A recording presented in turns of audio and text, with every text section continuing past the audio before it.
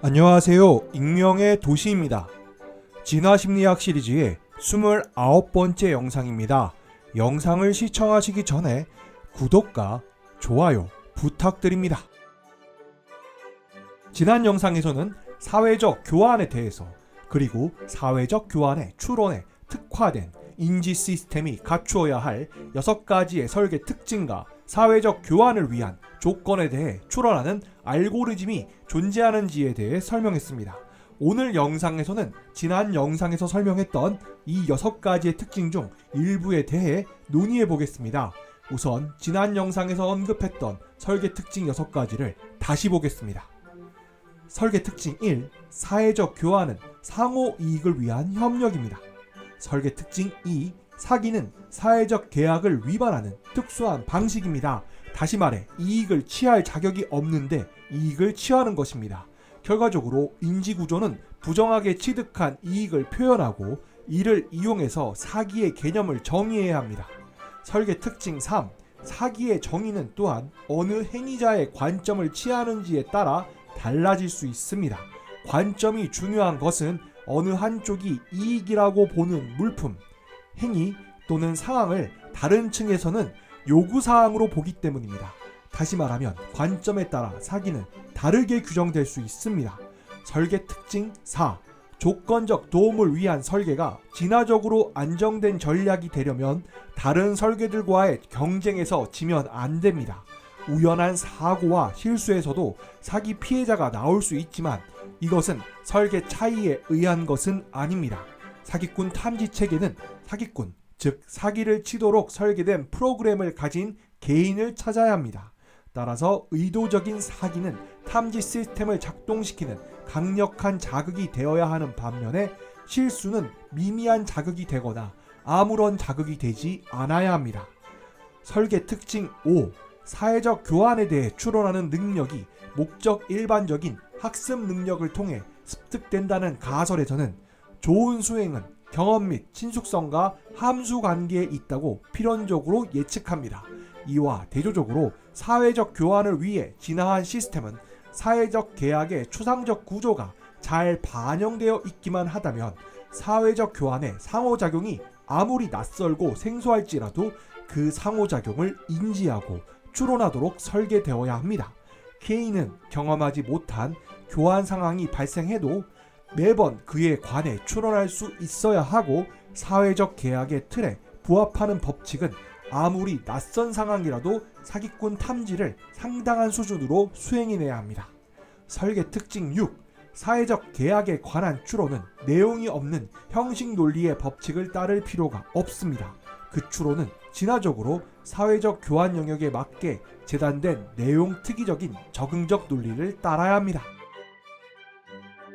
우선 이야기할 첫 번째 특징은 설계 특징 5로 이는 우리가 익숙하지 않은 사회적 계약에 대해서도 사기꾼 탐지를 할 수 있는가입니다. 설계 특징 5에 따르면 개인은 교환 기회가 새롭게 발생할 때마다 매번 그 내용을 이해할 필요가 있으며 그래서 익숙하지 않은 사회적 계약 규칙에도 사회적 교환 추론이 작동한다는 것입니다. 만약 친숙하지 않은 내용의 사회적 계약에 대해 우리가 사기꾼 탐지를 잘하지 못한다면 이는 사회적 교환이 진화에 의해 안정적으로 선택된 전략이 아니라 학습된 전략임을 보여주는 하나의 사례가 될 수 있습니다. 그러나 이에 대한 연구는 극히 낯선 사회적 계약에서도 사기꾼 탐지가 발동한다는 것을 보여줍니다.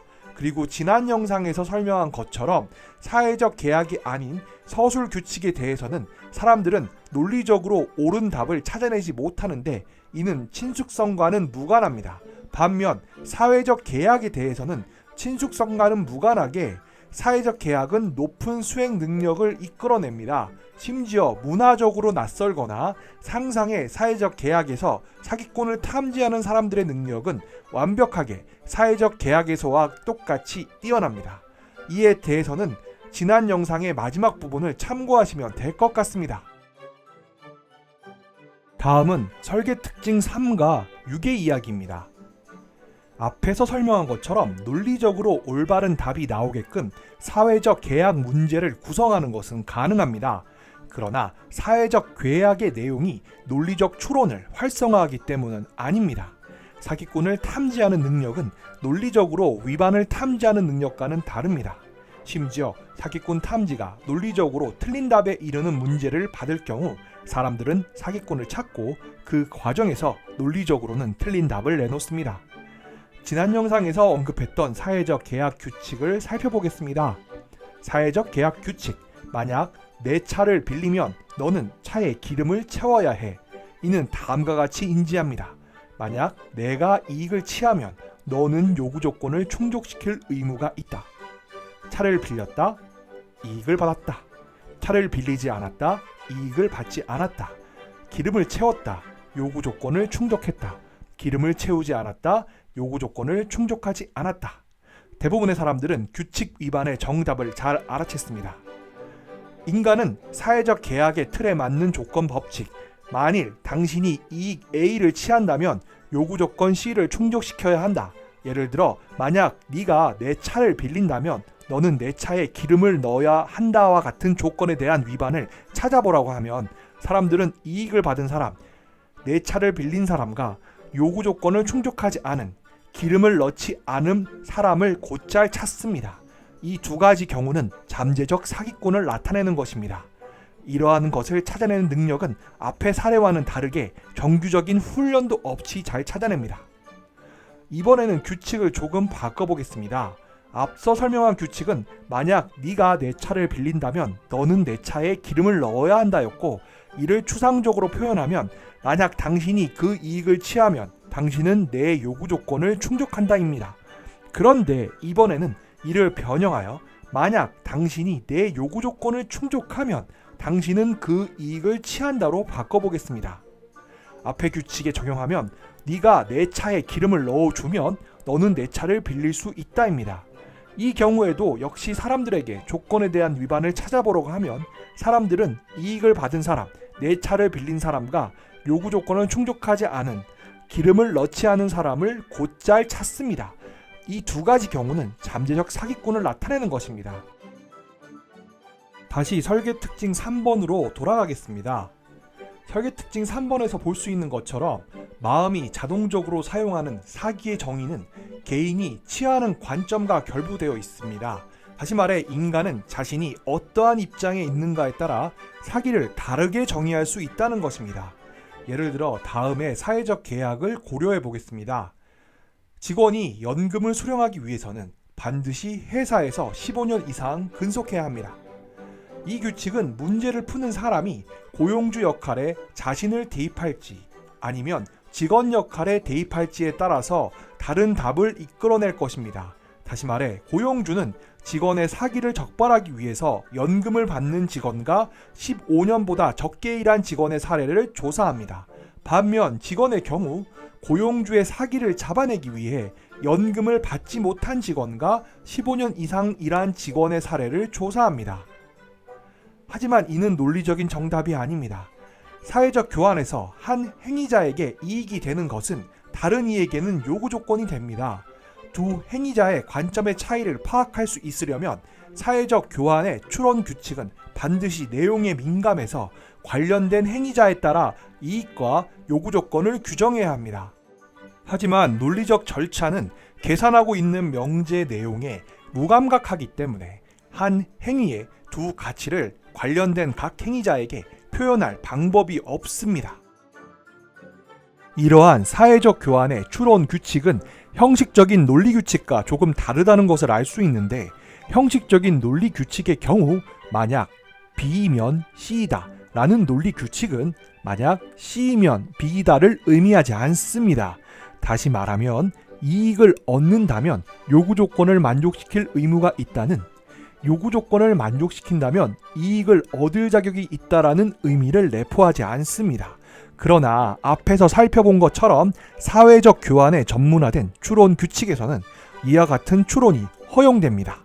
따라서 사회적 교환 추론은 앞에서 설명했던 사회적 계약, 직원이 연금을 수령하기 위해서는 반드시 회사에서 15년 이상 근속해야 합니다를 다음과 같은 의미로 해석합니다.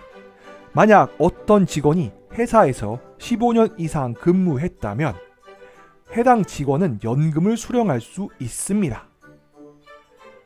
이번에는 이러한 사회적 계약 추론이 우리의 일반적인 지능인지 아니면 이러한 사회적 계약 추론을 담당하는 전담 체계가 있는지에 대해 이야기해 보겠습니다. 결론부터 이야기하자면 일반적인 논리적 추론에 손상이 발생해도 사회적 계약의 추론은 유지될 수 있다는 것입니다. 이와 관련하여 언급되는 사례는 조현병 혹은 정신분열병 환자인데 그들은 모든 종류의 일반 지능 검사에서 결함을 나타낸다고 합니다. 그럼에도 이들 환자들은 사기꾼을 탐지하는 능력에서는 일반인과 비교하여 뒤떨어지지 않습니다.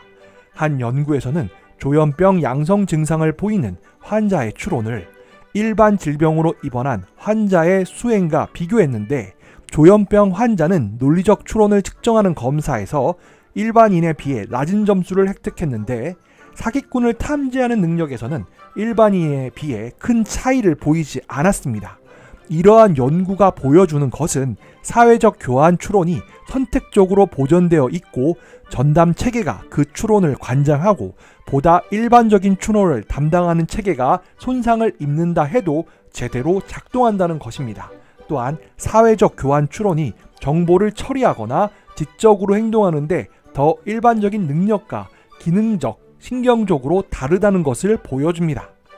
결국 이러한 논의의 핵심은 우리 인간에게는 사회적 교환에서 우리가 사기를 당하지 않게 할 어떤 특정한 기제들이 진화했는가입니다. 다음 영상에서는 이 영상에서 다루지 않은 나머지 3개의 설계 특징에 대해 이야기하겠습니다. 오늘의 영상은 여기까지입니다. 지금까지 시청해 주셔서 감사합니다. 이상 익명의 도시였습니다. 여러분의 구독과 좋아요는 영상 제작에 큰 힘이 됩니다.